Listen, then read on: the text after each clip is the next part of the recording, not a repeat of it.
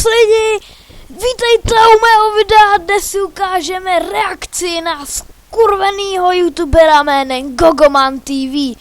Toto je velký skurvisyn, já úplně nenávidím, natáčí úplný hovna, je to nejhorší youtuber na světě, tyjo, je to prostě debil. Koukněme se na nějakého video. Tak, tady jsem si vybral jeho ochutnávku ruských pochutin a sladkostí.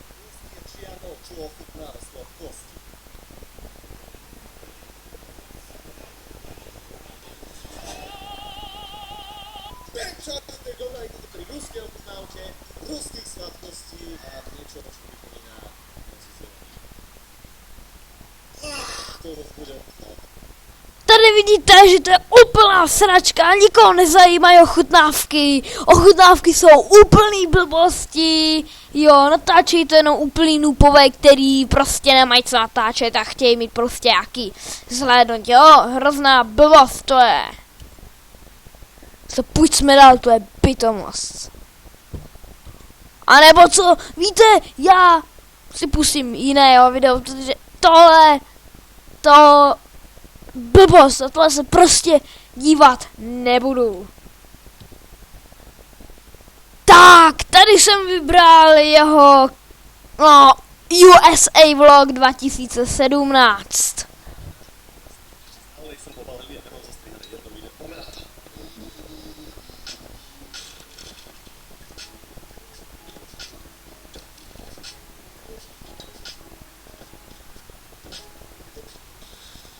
Prvý krok spod napravo. 1, 2, 3, 4, 5, 6, 7. 1, 2, 3, 4, 5, 6. A ty si dal ráno. Nakupím. Po druhé. Trička. Po třetí. Káče. Tady vidíte, že si že nikoho nezajímá, že si balí, ano, vůbec nikoho to nemůže tyhle zajímat, že on si balí, jako jo. To je úplný nejhorší, co by mohl udělat, natočit, jak si balí.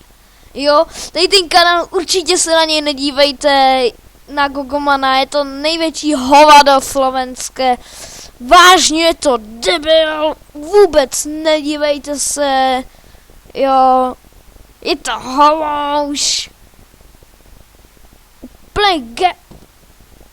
No, debil to je. Ano, je to hrozné. Hrozné. Tak jo, já myslím, že se můžeme kouknout na další jeho video. Tak, teď jsem si vybral jeho video The Sims 4 in real life sketch. Tak. Chvíli úvod. Tak.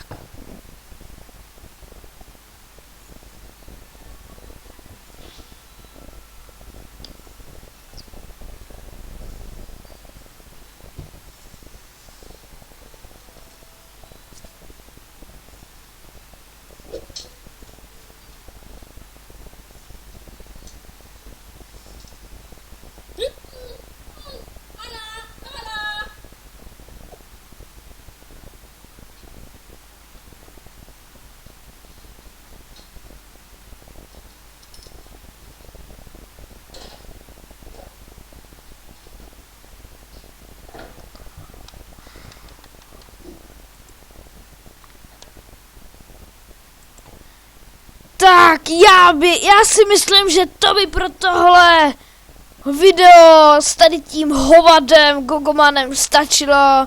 Tady vidíte, že ten sketch je teda úplně o hovnu. Doslova. Každopádně, já se s vámi loučím. Zanechte prosím like, koment, samozřejmě odběr. Chcete-li víc těchto komentování slavných youtuberů, samozřejmě všechny jsou hovada, známí youtubery, tak teda napište do komentáře, jestli chcete další video.